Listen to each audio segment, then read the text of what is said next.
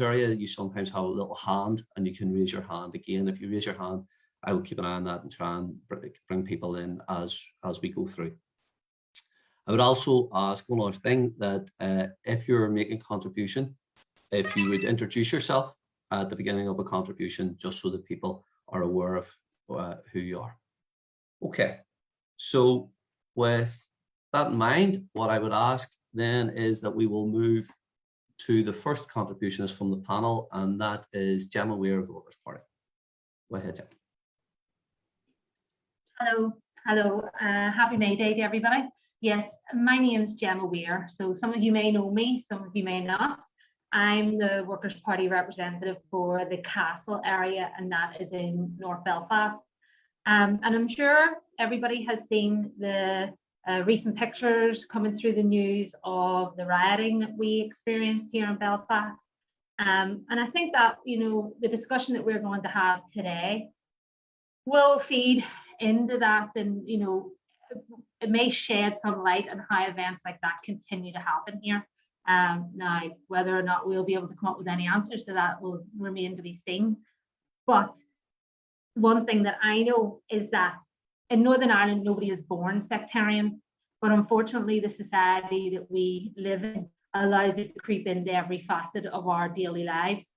If you think about it, even from as early as when you come home from the hospital, the area that you're brought to, right up to when you start school, the school that you go to, can all have a factor in this. Northern Ireland's two-community setup perpetuates sectarianism from the start, and it remains a political reality despite the rhetoric to the contrary, that the political institutions are based on and operate within an agreed framework of sectarian division, an institutional framework which incorporates sectarianism at its core, and an assembly and executive which effectively manage sectarianism rather than seeking to eradicate it. Now, as we said earlier, each of us speakers were maybe going to focus on different topics regarding this, and one that I would like to focus on today would be integrated education. Now, unfortunately, integrated education in Northern Ireland is not championed the way it should. Believe it or not, the Department of Education actually has a legal duty to encourage and facilitate the development of integrated education in Northern Ireland. This actually was underlined in the Good Friday Agreement, but are they doing this? Because at present, only 7% of children attend an integrated school. And furthermore, 22 years after the Good Friday Agreement, there were only 65 integrated schools around Northern Ireland. Now, no integrated schools have been established by the Department of Education, even though a survey conducted in 2018 found that almost 67% of parents in Northern Ireland would support a move by their school to become integrated. And we have to ask ourselves, why is that? Why is time after time integrated education being sidelined and not being put to the forefront with our elected representatives? There won't just be one thing that'll help in the fight against sectarianism in Northern Ireland, but certainly educating all our children together would be a start, and a very good start, for them to be able to share their educational experience together. Another thing that we should think about is not only at primary school and secondary school education, is our education very heavily segregated, but also at university level and even at teacher training level. And that's something that needs to be addressed as well. Another thing that I would like to speak about is that the underfunding in this area is massive. And it is something, again, that needs to be addressed as a way and as another tool in the fight against sectarianism. Now, as I said earlier, there is no one thing that will help in the fight, but it has to be tackled through a comprehensive assault, not only on its manifestations, but also on the material conditions and assumptions that support it. This requires not just state intervention with the likes of legal measures or a Bill of Rights, and laws specifically targeting sectarianism, but an active campaigning by people and organisations such as trade unions, and on May Day, that needs to be said, and community groups. Now, I'd like to talk a long time on this, but I am conscious that we have two other speakers, and I am very interested to hear what their contributions are going to be, and hopefully then we can all have a discussion after. Thanks very much. Thank you, Gemma. Okay, I'm going to move on to Malachai, Councillor Malachai O'Hara from the Green Party for his contribution. Thanks, Malachai. Thanks, Stephen, and thanks, Gemma, and thanks very much to the Workers' Party for inviting me along today. I've always a fond spot for the Workers' Party, and voted for Gemma back in 2015 in the Westminster election. It was first past the post, so only an X, and you always get one of my highest preferences. Always very fond of the Workers, and thanks very much for inviting me here today. So look, I'm an elected councillor in Castle District electoral area in North Belfast. I'm the deputy leader of the Green Party in Northern Ireland. And just for some context, we're an all-island party, but we're conscious that we're straddled two jurisdictions, and that's the reality. So in the north, we're an autonomous party with our own structure. So our leaders, Cllr Bailey MLA, I'm the deputy. We have our own policy, we have our own procedures, and we have our own executive, but we are an all-island party. I suppose my background in terms of activism is primarily focused on social justice. So I lived and studied in England and came back here to Northern Ireland in 2004. I'm kind of excited about the opportunities that the Good Friday Agreement may have presented for Northern Ireland. And I'm sure, talking to the converted here, that much of the promise of that was frustrated, and there's lots of critiques, and I think Tom may talk about some of the critiques of the Good Friday or Belfast Agreement. So my background was in activism, primarily around LGBT equality, supporting my sisters in feminism, and always supportive of trade unions and other social justice issues. But the topic that I want to kind of touch on is around deprivation and poverty.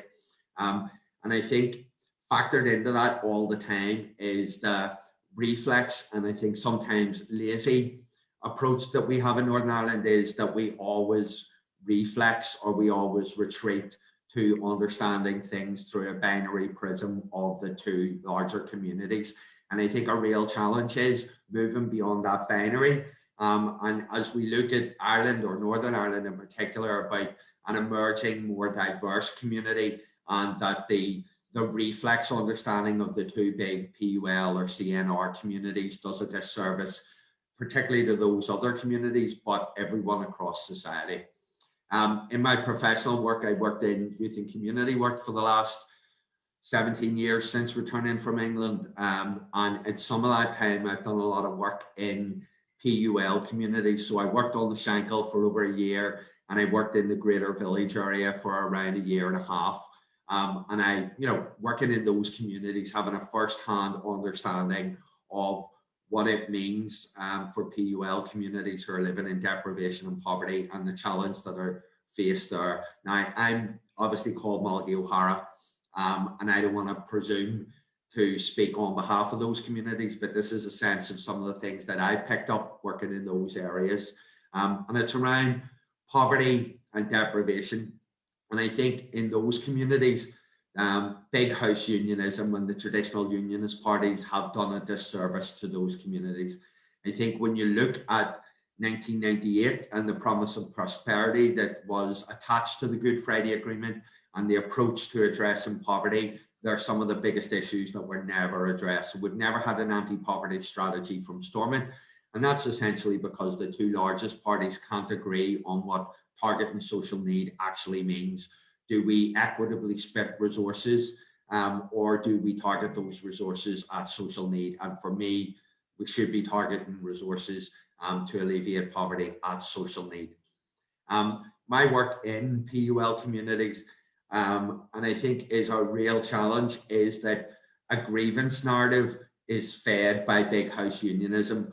So the bogeyman of the IRA or republicanism or other facets of violent republicanism is fed, and it's always stoked, and it's essentially them and get everything. And I think that that's an argument that's used on both sides of the traditional binary, but particularly in PUL communities. So they see, or they're fed a narrative that says, you know, every sort of move towards equality is styled as a concession to demons.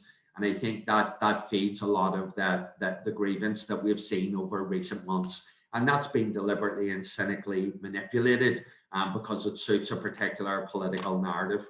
I think in addition, what we've seen is a failure of actually providing properly resourced youth work in our communities. So that kind of building of the peace that we should have had post 1998 quickly got replaced. And we didn't build a peace process. What we built instead was a political process. And I think the Good Friday Agreement from 1998 has been modified multiple times by the big parties.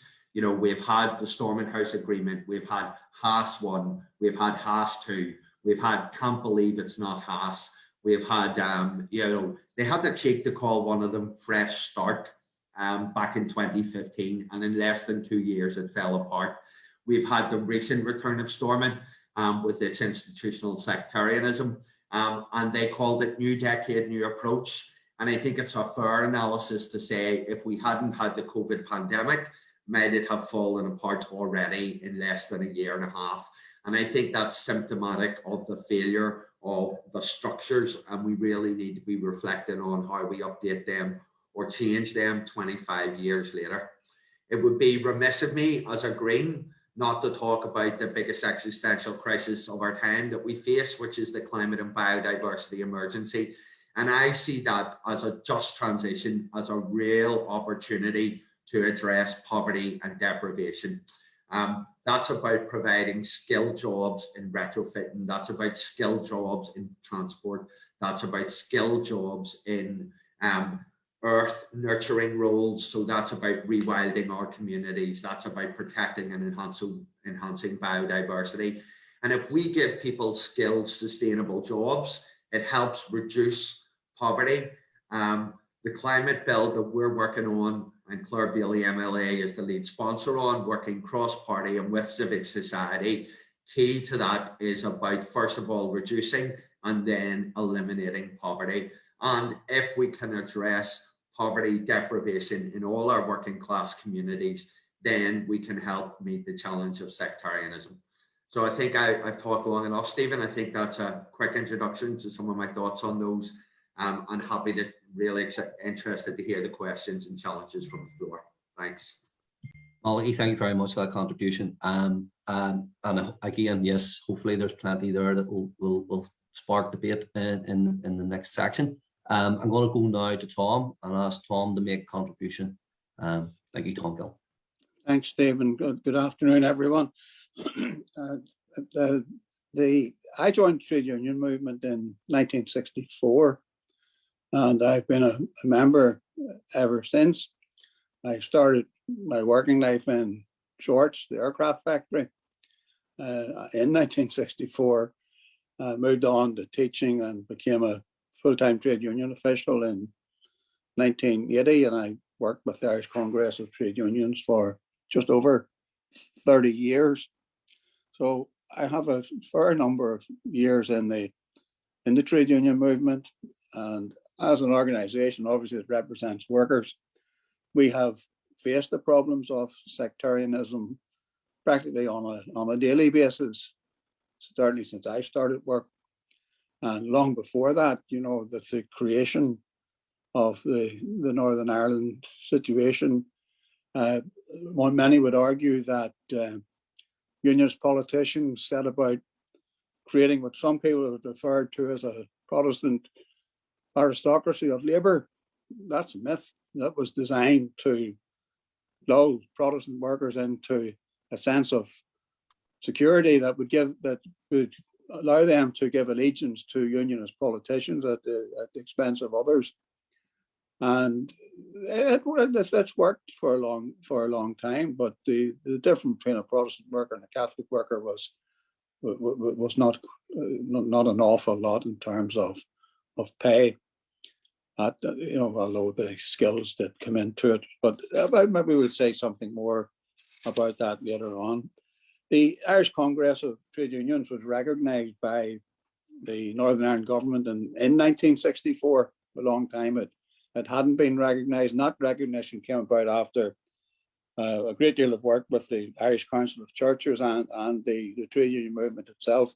So in 1964, the Northern Ireland government recognised the ICTU, and in 1966, the ICTU, along with the Northern Ireland Labour Party, presented the Northern Ireland government of the day with a joint memorandum of understanding, and which had outlined some of issues which I thought were important if we were to improve society in Northern Ireland. This was presented to Terence O'Neill, the Prime Minister of the day. That memorandum of understanding talked about some disparities. Say that those disparities existed from the failure of the then Northern Ireland government to introduce reforms which were accepted as just and democratic by all the parties in Britain. They said that those disparities were unwarrantable, and placed the citizens of Northern Ireland in the position of being second-class citizens as part of the United Kingdom.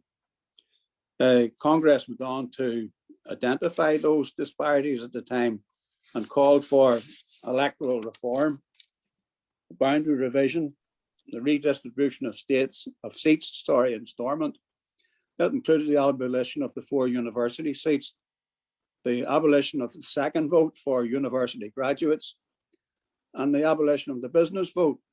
In local government, we looked for the abolition of property qualifications, the business votes, company votes, called for the review of ward boundaries to remove gerrymandering, and the extension of the voting rights to all adults, one man, one vote in essence, and for minority groups, including women, to be represented on public bodies at the time.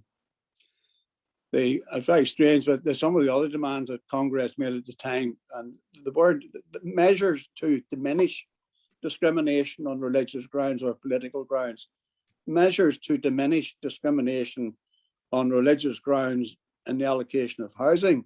I always thought the use of the word diminish was strange.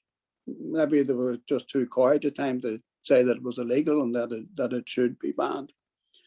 So in December 1966, this memorandum was presented to the government. And the government representatives at the time were Brent Faulkner, the Deputy Prime Minister, William Craig, who was the Minister for Home Affairs, and Ministers Fitzsimmons and Morgan, Economy and Health. Memorandum was rejected by the government. And not unsurprisingly, given that they were a unionist government representing business and the landed gentry. But at the time then, we were faced with high unemployment problems for Catholic workers in particular. The engineering industries, Harlan Wolff, Sirocco Works, Mackey's, the rope works, electricity generation, were essentially mostly the majority Protestant workers. And there was sectarianism in the factories at the time. It's well documented that at certain times of the year, there would be band parades around workplaces and in factories. This was common practice at the time. But we still realized in the trade union movement that this wasn't acceptable and that there needed to be some change on a range of social issues. And over time, pressure did build up. It was recognized that this discrimination and sectarianism in the workplace would need to be tackled and dealt with and outlawed. And that the trade union movement itself would need to be at the fore of doing this. And after the introduction of direct rule in 1972, the new direct rule government decided to look at some of these issues around discrimination and sectarianism in the workplace. And in 1976, following reports from Paul Channon and William Van Strabenzi, the Van Strabenzi report was produced, which led to the establishment of the 1976 Fair Employment Act, which outlawed discrimination in the workplace. This was revised in 1989 and up to 1998. Not everyone was happy with this. Some employers did not like this move they said it put a burden on them. I think that was their main reason, that they would have to monitor the workforce, and they thought, they said that was a burden, but maybe they just didn't want to address the issues. As a trade union response in 1976 to coincide with the Act, Congress established a Better Life for All campaign, which called for the right to live free from violence, sectarianism, intimidation, discrimination, the right to security of employment, and the right to associate freely, something very close to our right of freedom of association, and the right to good housing and equality of educational opportunity, and adequate social services and for the sick, the young, the elderly, the unemployed, and the socially deprived, something that Malachai has already referred to. Congress worked through the years since then to produce other documents of protection, a declaration of protection signed by the CBI, and produced and worked through all the sectors of industry, both public and private, and in the health services. I can't say maybe something more about discrimination where it exists, because civil service, the health boards at the time, were all found guilty of discrimination at the time. And so as part of this response, Congress went on to do its own training and establish Counteract. Counteract was an organization designed to educate the workforce, employers, on what good work practice would be, that tackle the issues of flags and emblems, the necessity for a neutral environment in the workplace. So those are the main issues that we dealt with at the time. Congress was also come under pressure because it was the Irish Congress of Trade Unions, and people called for an Ulster TUC, but that was so another issue that maybe we can address in conversation. I think maybe Stephen, I'll leave it there. There's ample opportunity, I hope, to give evidence of some of the things that I've said and identify some of the workplaces where those practices took place. Thank you. Yeah. Okay, thanks very much, Tom, for that contribution. Yeah, obviously that's the first phase of what we were looking to do here today. Now, this is the second phase, which is a wee bit more difficult for me because I have to try and work out who was to make a contribution and try and work our way around these contributions in a logical manner. So if you have a contribution, please do raise your hand or put a wee an indication in the chat room, and I will see if I can make our way around people. I'll just, while people are doing that, I was very interested, in looking at what Tom had mentioned there about how we have the act. We had to have a Fair Employment Act in order to create sort of the changes that we wish to see.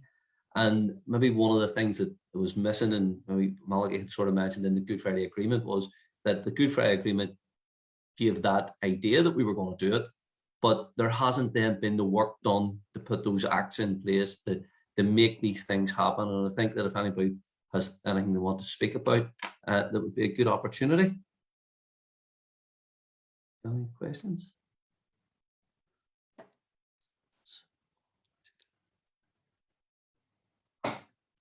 Okay, there's a question here coming in, and it says, I'll go to, I think it's Blake. If Blake wants to make his own point, it's about sectarianism on immigrant and migrant refugees and the communities and where they find themselves a lot of the time in interface areas. So Blake, do you want to speak yourself, or will we? Yeah, I can speak a little bit. I moved to this country 3 years ago, originally from the United States. So I consider myself an immigrant myself. But my first job when I came to this country was I was working at KFC in Abu Center, and the majority of my colleagues would have been from the Philippines or Nigeria or other different countries. And I think something maybe some people don't think about oftentimes is how sectarianism can impact members of members outside of the two main communities, members who workers who are not necessarily from the Protestant community or from the Catholic community. I'll give you an example. I mean, most of my Filipino colleagues could tell you a friend, family, or something or another that had been a victim of a hate crime themselves, whether it was cars burnt out, whether it was bricks thrown through their windows, you know, for not being a local, not being from the area, you know, and of course these people are living amongst, you know, interfaith areas, just like myself or what have you. So I just was kind of wanted to quiz the panel or just ask the panel what maybe their thoughts are on the role of like a growing diversity here in the north of Ireland and Belfast as well. And it's all across the country really. And as we grow in diversity, you know, what kind of impacts will this have on sectarianism? You know, what's the role of migrants and things play? Okay, Blake, thanks very much for that contribution. I think I'll go actually to Malachai first, because Malachai actually touched on that in his introduction. So I'll let him have a little go at that first, and then maybe bring in other contributions from anywhere from the floor and from the panel. Malachai, if you want to. Thanks, Stephen. And Blake, thanks for the question. Look, I think it's really important, and I kind of said that a bit earlier about the idea of laziness. Almost that says, you know, we've only got two communities in Northern Ireland, but I think that discourse is changing, but not quickly enough for the way I would like to see things change. I think what really illuminated that to me over the last few months was, right, so last summer, right, well, no, let's go back a few years. Northern Ireland has a bad moniker as the hate crime capital of Europe. Over the last few years, we've seen racial hate crime recorded against racial and ethnic minorities has outstripped the number of reported sectarian attacks. You know, when you think of the comparative populations, that is shocking, and that's only what's recorded. And we know there's significant evidence around minority groups not having confidence of going to police or reporting through third parties about their experiences.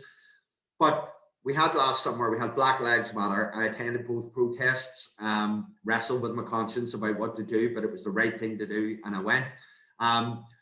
And then we had the police ombudsman report talking about the police being discriminatory of their approach in policing those protests. Then we had the firebomb attack on the Belfast Multicultural Association. Nobody was talking about crisis of policing, right?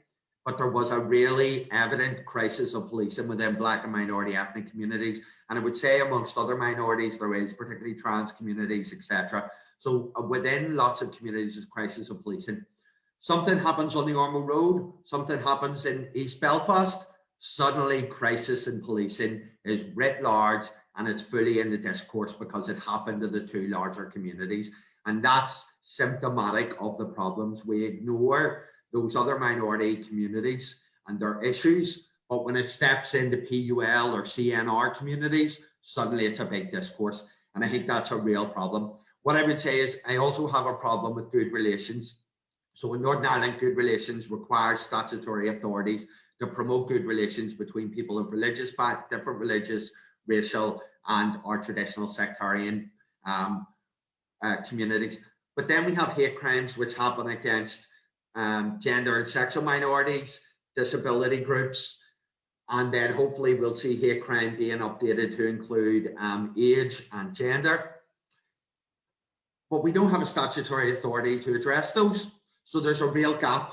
And I think that's where we need to see policy evolving to. And I would prefer that good relations is fixed around the hate crime categories. The other problem here, and it's systemic and it's a failure by the executive parties, is we have a minority ethnic fund, development fund in Northern Ireland, which is £1 million a year, which sounds great because it supports the capacity and resource of Black and minority ethnic communities to address their own issues. But it's not ring fenced for those communities and their organisations. So what we see is other groups coming in and taking that money And they're white groups and they're led by white people, and they're not actually led by Black and minority ethnics, and that's a real failure. And I'm very concerned that the executive parties are going to replicate that same mistake with the disability strategy and any funded, with a sexual orientation strategy and a gender strategy. Thank you very much, Malachai. Really appreciate that. Gemma, have you any contribution on that? You're on mute. Sorry, you'd think that I would have checked that first. So, you know, I think that the question was excellent from Blake, and even the reply that Malachai has given and the things that he's laid out there with the problems, even with the mechanisms that are set up to try and address that, is spot on. We're not doing enough, clearly. You know, a lot of the events of the past couple of years have identified that, and we need to do better, really. You know, to add to it, I think, believe it or not, Malachai, you were pretty comprehensive there. You know, there's not much else to say on it, but other than to say that I totally agree, the structures that there aren't working, and they need to be addressed better. And the way that we all think about it as well probably needs to be looked at. Malachai was right in what he said, you know, looking at it as like a two community, and Northern Ireland is a lot more diverse than that. And we need to be more accountable for how we are approaching this and what we are doing personally as well. Thanks, Gemma. Tom, have you a contribution? Yeah, very quickly. Obviously, with the enlargement of the European Union, trade union movement recognised that more workers would be coming in to the north, and we did appoint a dedicated worker to look after their interests, and this person was a migrant worker themselves. And so we did build strong links with workers from the other European communities and from non-European communities. And yes, to address the question directly, there have been incidents of sectarianism directed against workers on basis of the colour of their skin and their perceived religion. And that's happened in Ballymena and in Portadown, Dungannon area, associated with people working in factories there. So yeah, it is an issue. We are aware of it, and it's being addressed as best we can. But again, the question of enforcing the law is one that needs to be fully kept an eye on at all times. Yeah, I suppose in a wider context, racism and sectarianism are really the two sides of the same coin. It is the link there is palpable. It's very clear to see. So if that's okay for Blake, I'm going to see if there's any other questions. If there's anybody else who would like to raise a point or make a contribution.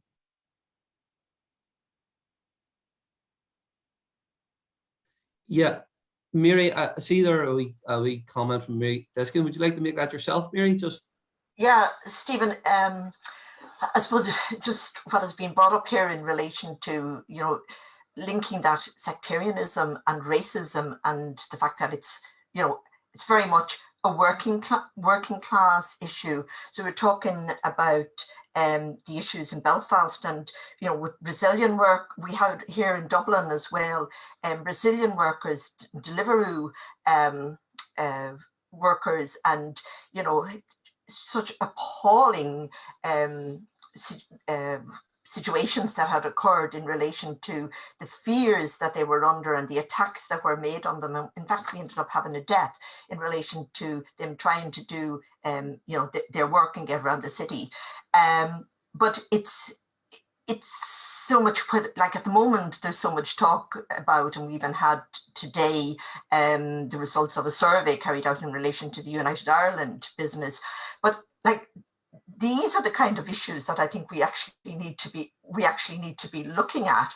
They're so cross you know, they're so cross community as well. Like, you know, if you're working in a community like some areas of Clondalkin, as I have been in, and the community workers there would be talking very, very much exactly as Malachai was talking earlier about the communities that he was working in.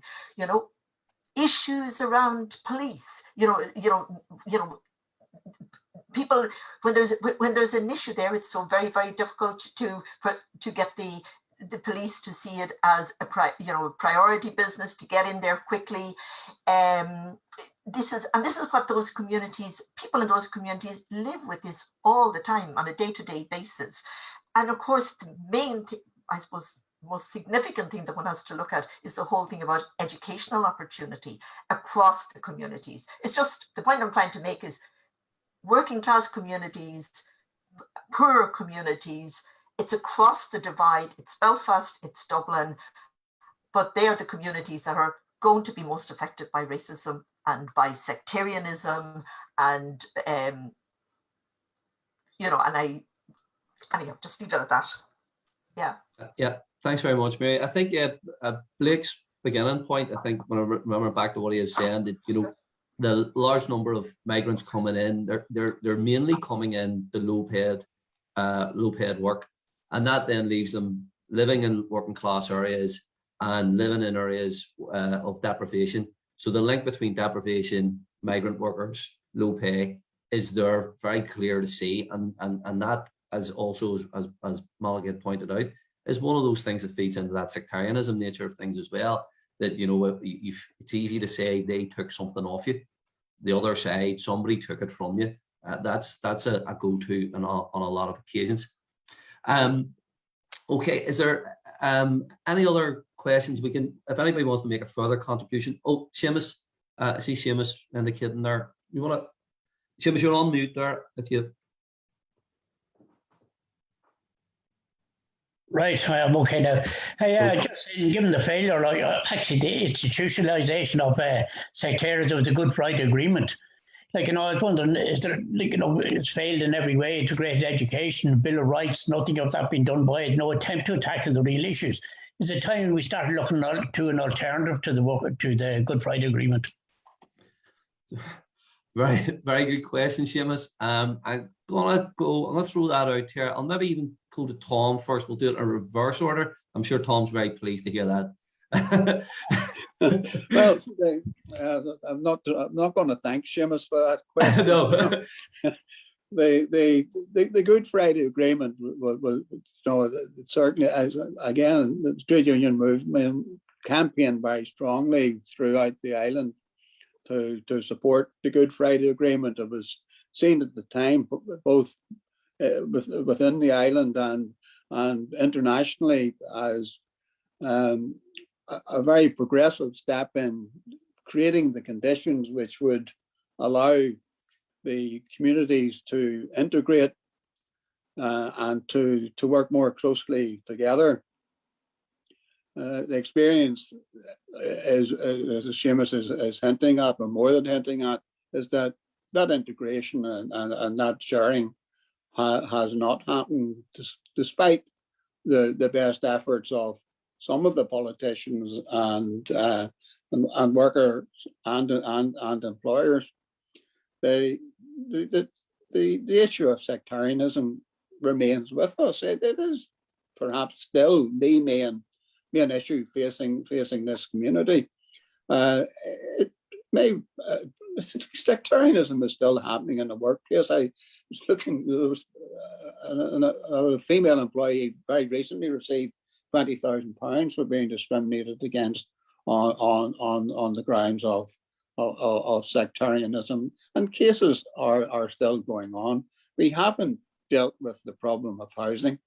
We haven't dealt with the problem or solved the problem of integrated education. But we have to realize as well that people don't feel safe living beside each other, and that is a fact. And I don't have the answer to that. The housing needs haven't been met, the budgets haven't been put in, and the plans are not in place to address. If you look at where I'm sitting in North Belfast, there's a massive need, and there's a massive need for houses for Catholics, but there's no ground to build on where Catholics live. Protestants don't have the same demand for housing, and all the ground where you could build is in those areas. This has been compounded that where land has been zoned for social housing, it has been the housing executive, which has now been given power back again, but the government department allowed that to be sold off to private developers and diluted the demands for even the smallest element of social housing to be integrated into private developments, an issue which is faced in the south as well. Those issues are still with us, and sectarianism is still as big as it has been. Yeah.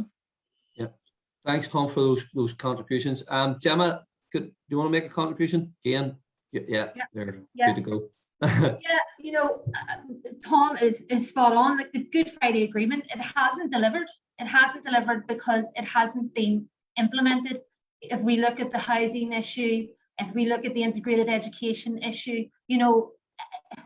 we have to be realistic, and it's not new news to anybody.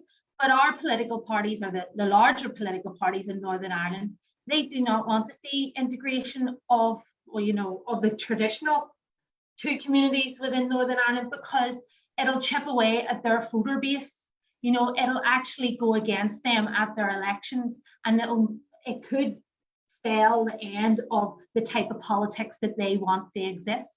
We had in North Belfast, we had the Gerwood housing area that did have the opportunity to be an integrated housing association, an integrated housing development, and that was ruined. It was ruined. Where now we did build houses on it, and on one side of it you have the Catholic houses, on the other side of it you have the Protestant houses, and in the middle of it you have a very fancy peace wall, which is actually a leisure centre with astroturf pitches, and it didn't address any of those problems.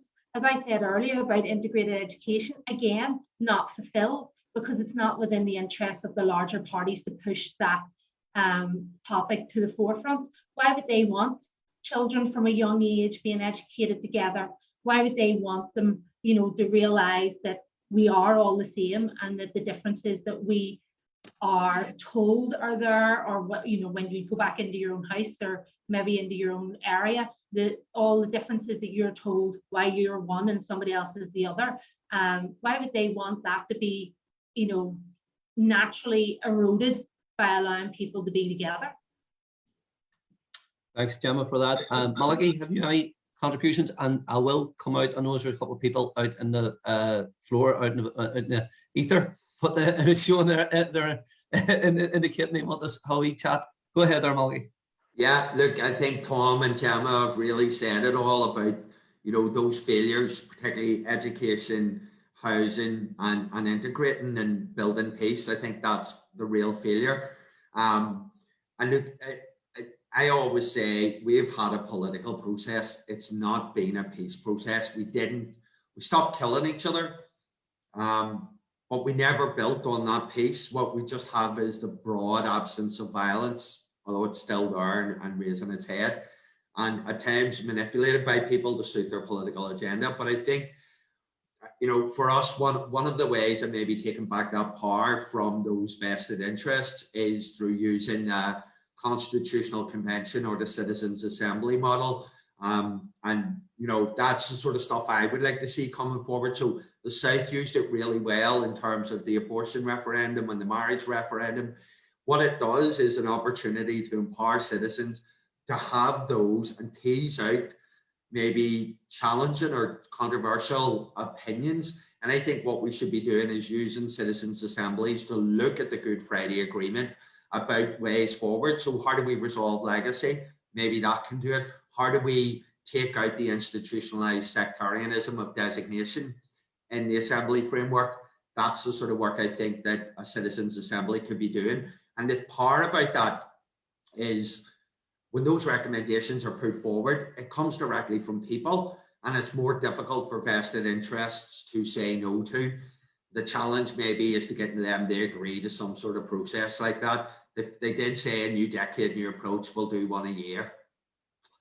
It's a year and a half later and there's no citizens' assembly. So I think that tantamount to their commitment to new decade, new approach.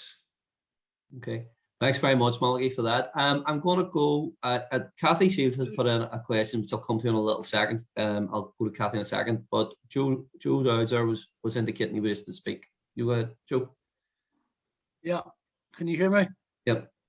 Yeah, I'm not really surprised how sectarian we are.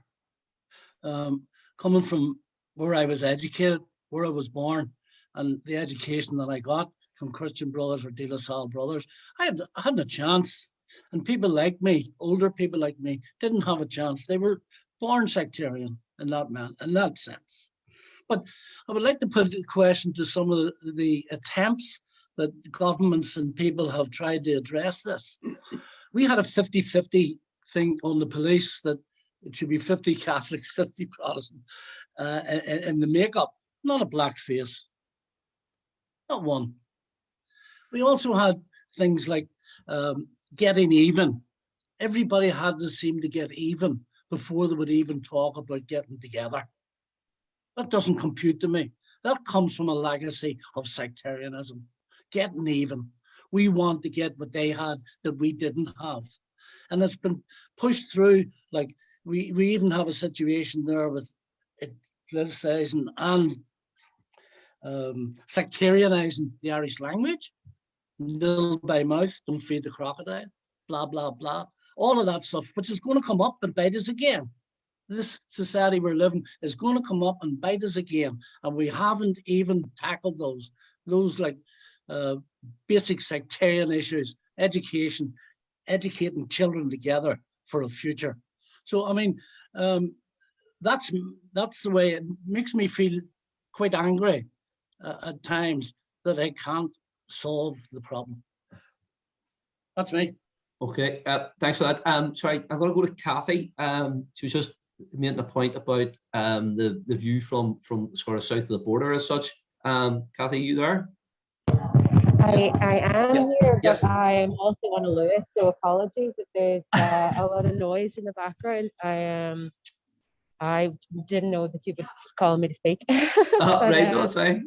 So basically just, you know, we often, you know, when things are happening in Northern Ireland, you know, I would see it in the news in Donegal if Browning have UTV on. You'll not see it in the news down here because it'll be RT and there'll be, you know, hardly any mention of it, and it's just sort of like, oh, this is the way it is.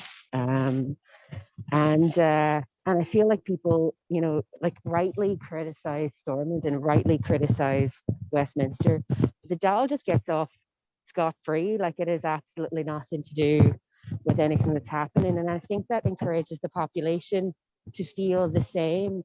And it just, I don't know, it must be very frustrating, you know, for people in the north from all in any communities. But I suppose I just was curious to know, like, you know, what practical steps in our own organizing, be that, you know, through trade unionism, through, you know, our political party or parties or whoever's on the call today, you know, just, I don't know, should we just bite our tongue? Would it not be welcome? Or should we be trying to do, you know, more in terms of agitating? I'd just be curious to hear what your speakers think. Well, I'll come to that again, Kathy. Just exactly as you say, I think some of the people had mentioned that, you know, the abdication of the two guarantors of the Good Friday Agreement within the British government and the Irish government to actually follow up on the Good Friday Agreement. I think a lot of people would agree that they felt it was job done and walked away to a large extent and didn't maybe exert the pressure onto the local parties to deliver some of the things that were in there, because they had achieved, as Malachai sort of pointed out, they achieved an absence of violence, and that was perceived as enough to be getting on with. maybe they weren't ambitious enough, etc. You know, so there were other people. Padraig Mannion wanted to make a wee point there about education and cutbacks and austerity. I suppose it would be wider. Go ahead, Padraig.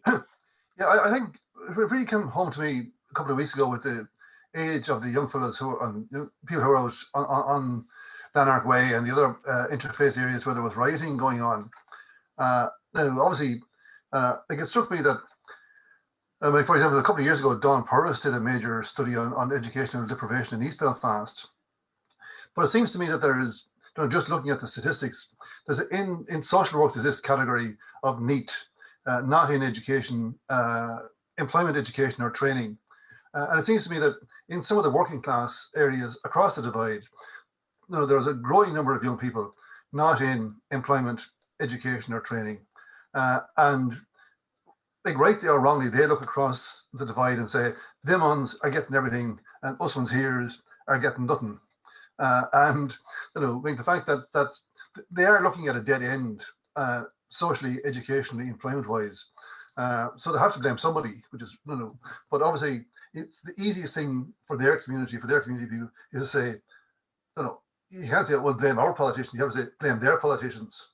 So the whole cycle of deprivation, I'm just wondering, does it add to the cycle of sectarianism? Absolutely, Padraig. I think that's a very good point. I'll come back to the panel here for a very quick wrap round. I'll go to Gemma first, Malachai second, and Tom third on this one. So try and keep going. Go ahead there. Yeah, no, I think the two of them are interlinked, Padraig. Social deprivation, young people being left behind, that kind of perception put out there that the other side have more than than you do. That all adds to it. And without harping on, I know that at the start I wanted to talk about integrated education, but it links back into this, because when you're segregated, as if you're segregating our young people, then they're always going to have an opinion of another side that they don't have any interaction with. And so they're not going to know whether these perceptions that they're being told, whether it's true or whether it's not, because they're not being able to share any kind of experiences with them.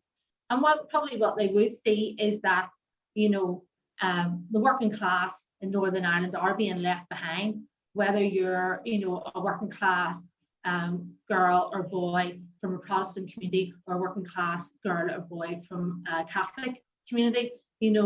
The poverty in some of the areas that we have here is acute, and it is widespread. And unfortunately, then that does feed into some of the situations that we have seen recently with the rioting on Lanark Way. Young people, they're manipulated and they're pushed in that direction because they're being fed the information. They're being told these lies about why they're affected by it, maybe other people aren't, on the other side, so to speak. And as I said, a lot of it comes down to the fact that they're not sharing experiences with each other. Malachai, would you like to come in there? Yeah, and look, I very much agree with what Gemma's just said. I think, Padraig, the point about needs, is really important. It's shite for young people, and pardon my French, but this is a generation who are facing, we're going to live with the climate crisis and everything that entails. But you see the outworking of COVID, who's been disproportionately affected by this? It's young people who've lost those jobs in hospitality, retail, etc., and being treated disgracefully by some employers.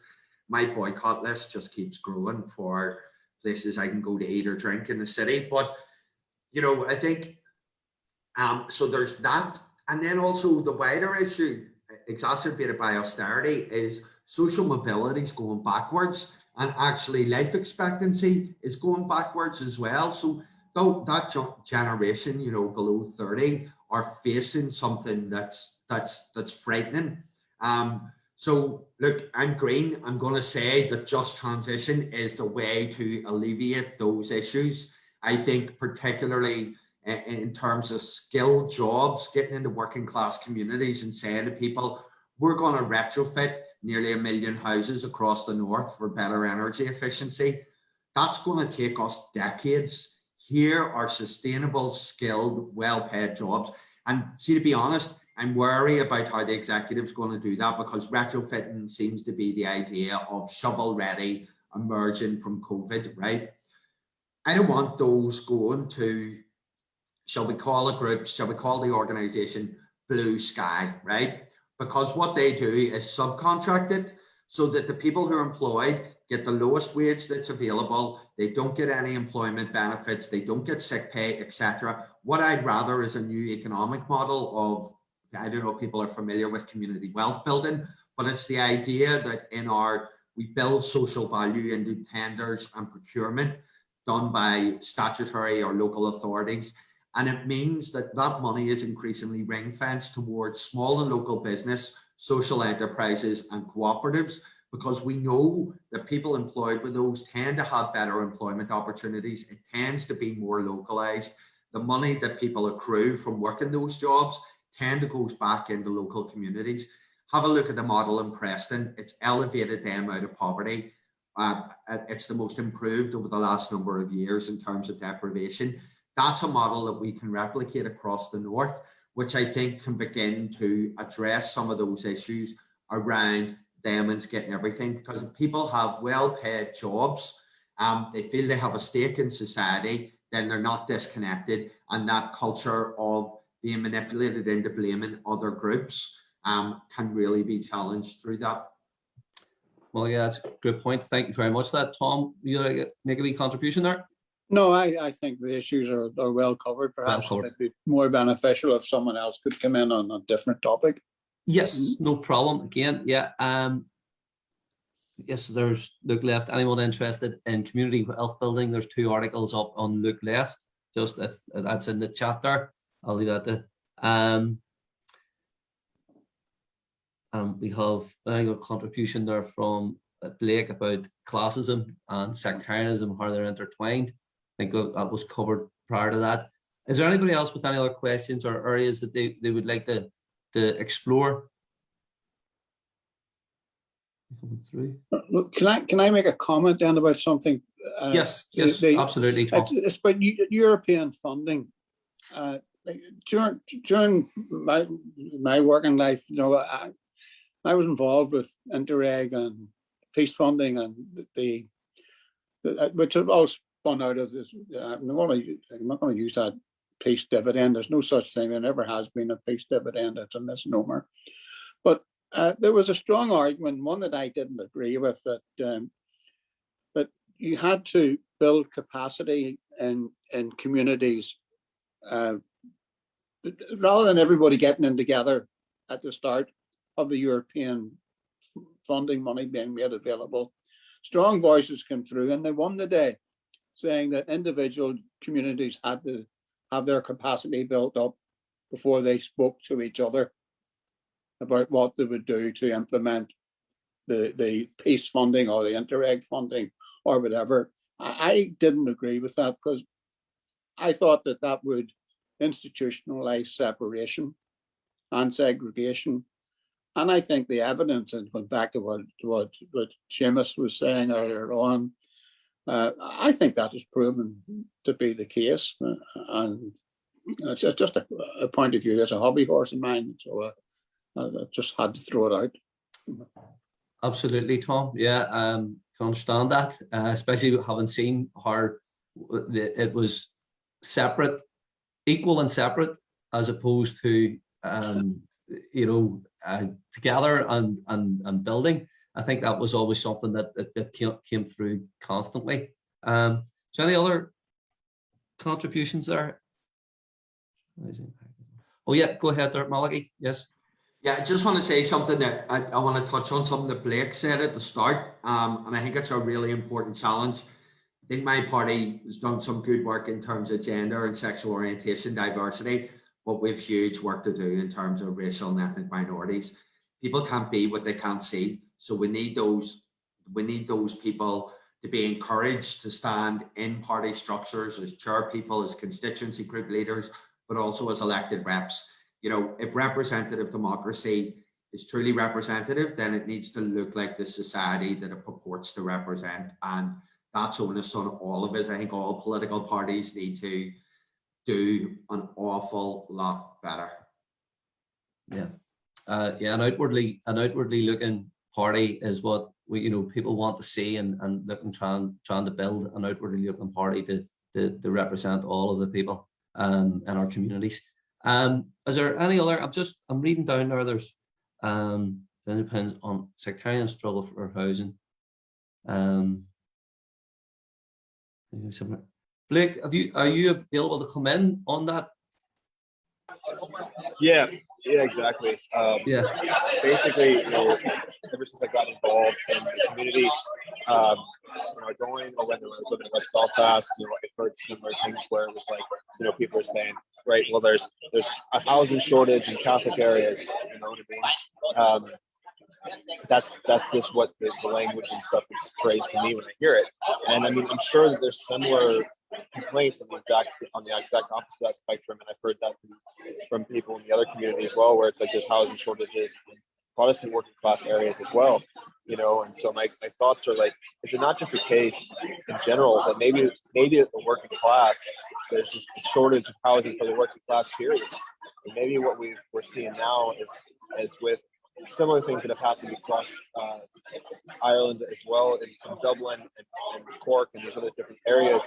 You know, we're not seeing just housing pressure from whether it's slumlords or whether it's, you know, other outside agitators basically, you know, buying up the houses and putting a hard pressure on the working class when it comes to housing across the board. You know, is it not just a case that the working class needs a right to housing, period? You know, I mean, it should not be a situation where housing is considered a human right, period, and everyone has an entitlement to a house, some sort of form of housing to shelter themselves and their family.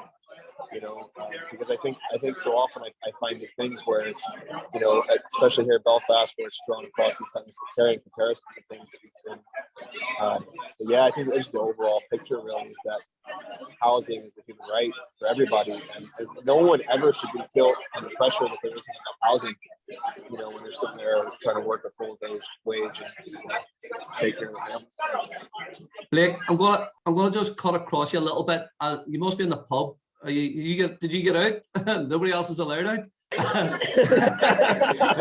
there's a fair bit of feedback there, so we're all jealous. But I think your point, yeah, about the housing, the shortage of housing in certain areas. North Belfast, I think, is a specific area, obviously, where we have a sort of change in a demographic of Catholic and Protestant, which means that, as Tom referenced and I think Malachai referenced as well, there was particular pressure, what we would see as Catholic housing as a problem, but housing is an issue across this whole island. Dublin, Cork, as you rightly say, Galway, and it must be seen as a much bigger issue. The same people building, you know, houses, taking land, developing it, and then not providing the type of housing that's required for the people. It is universal. And if there's anybody, even especially thinking even of somebody from Dublin or thing where there's a, you know, it was almost an existential crisis in housing in Dublin when you look at rent and stuff like that, would like to make a comment.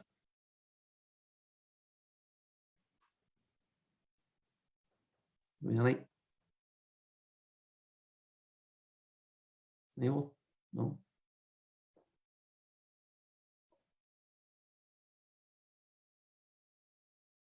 Sorry, is there? I'm looking around.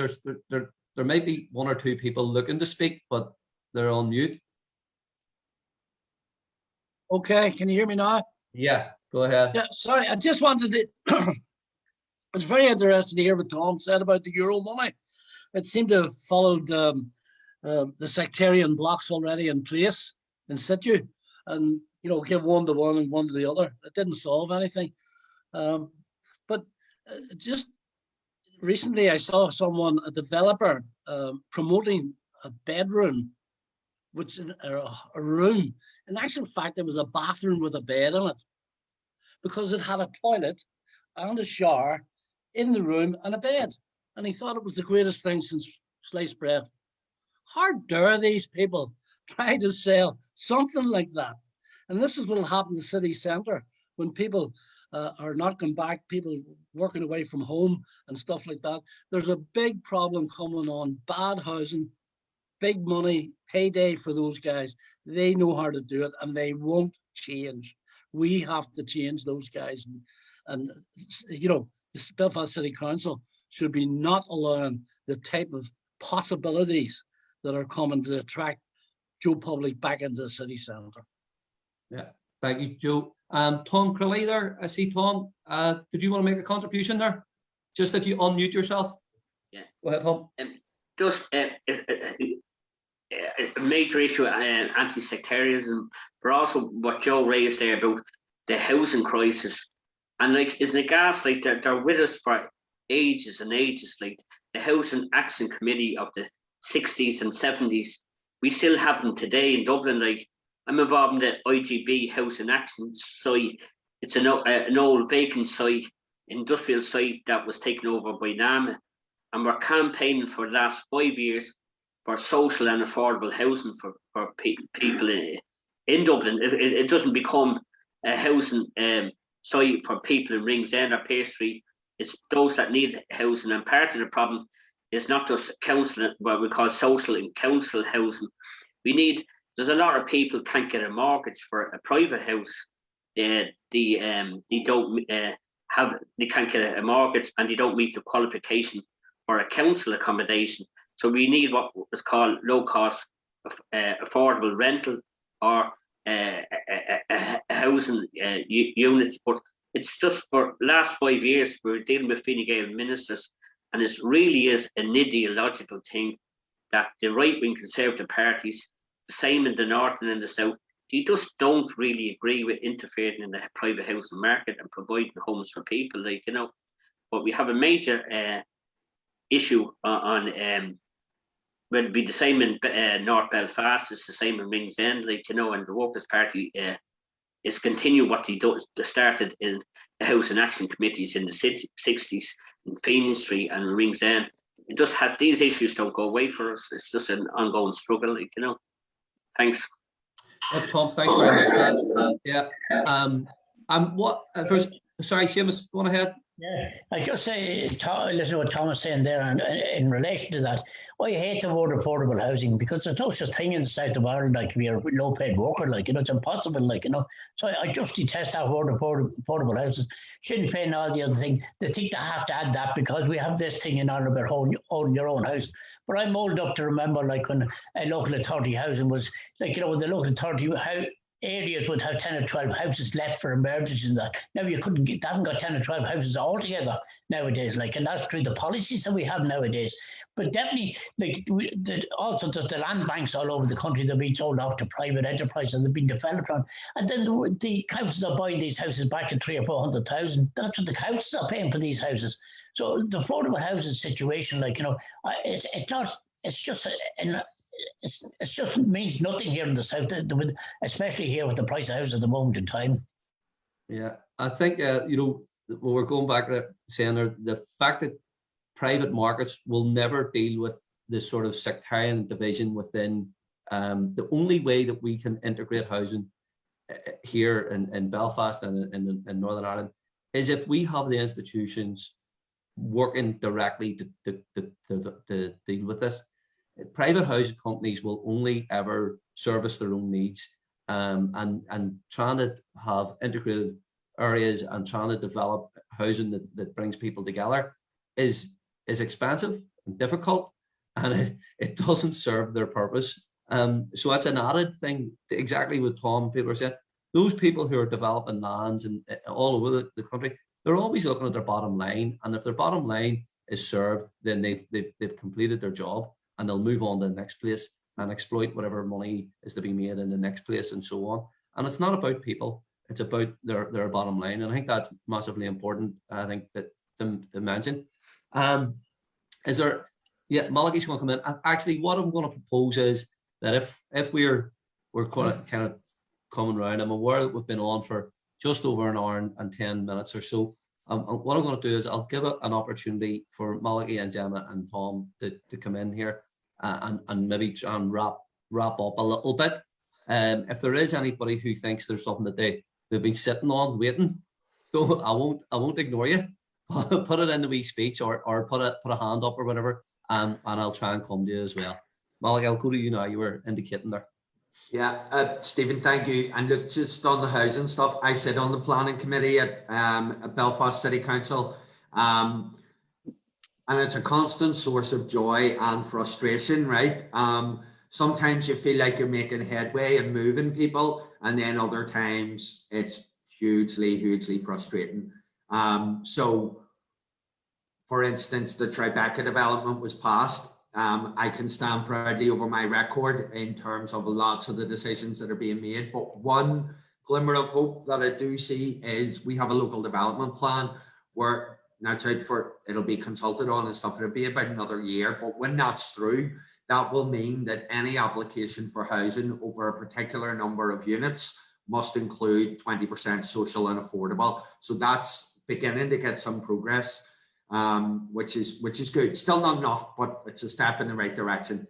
And I think the failure of building shared housing is the real problem here. But North Belfast, one of our successes is the shared housing initiative at Limestone done by Newington Housing Association. The Limestone Road used to be synonymous with sectarian interface.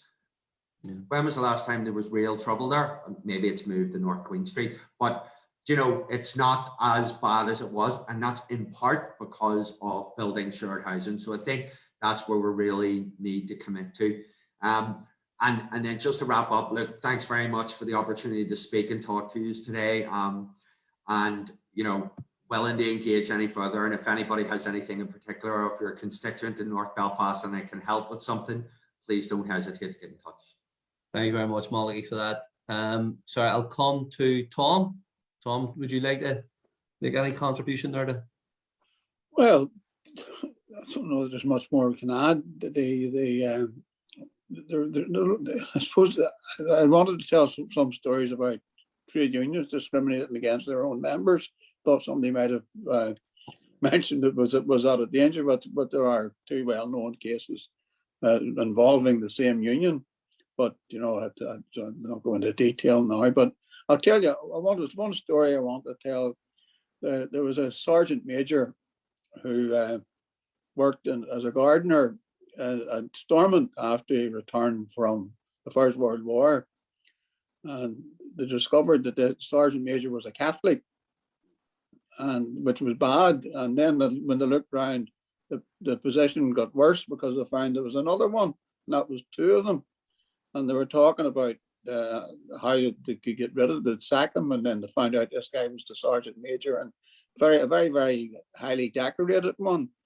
But the situation got worse in the 1930s when the Prince of Wales came over and walked up to the sergeant major, the gardener, and shook his hand and had a yarn with him. Found out the sergeant major he minded the Prince of Wales's horse in France during the First World War, so they couldn't sack him. But he was to get a gate lodge, but the best they could do was not give him the gate lodge. So that was some of the problems that we were dealing with in sectarianism, and that's why I talked about the ascendancy of the Protestant worker then created by the unionist politician. And I'm not being sectarian in saying that; it's a fact of history. And it's something that is maybe not well appreciated by our colleagues in the South, just how bad it has been. Yeah. Gemma, would I come to you and for any sort of... Yeah, I think, you touched on quite a lot of subjects today, and I agree there, like the failure to build the integrated or the shared housing. Blake is totally right in what he says, that housing is a human right, and it's one that, should be afforded to everybody. There's lots of things I'm sure this chat probably could go on for hours. There's that much information, but one thing really, I'm going to just bring this back to like the Workers' Party, and just to say, like on May Day, that we are committed to addressing the causes and the symptoms of sectarianism in Northern Ireland society as a whole. and you have to uphold and defend the rights of all minorities, whether they're national, cultural, racial, sexual, or religious, and to combat the ignorance and bigotry and prejudices. And we need to, we need to come away from this with that in our minds, and try and tackle, as we always have done, the sectarianism that is in our society. So with that, I thank you very much. I'm looking down, I don't see any more contributions at the moment. I'm aware that it's May Day and a lot of us may wish to try and participate in some other events. Just while I have these, there is a food program, Belfast Trades Council have a food program of stuff. I think it is up on, I think we put a link to it on our page, didn't we? I think we'll say, if we haven't, we will. and we pop that out as well. So if there's anybody looking at over the weekend, there are a few more other events, online events that are being hosted. So with that, I would just say Happy May Day to everyone, solidarity to everybody out there, and thank you very, very much for participating today. Okay. Co-workers. That's all. See you there. Bye. What?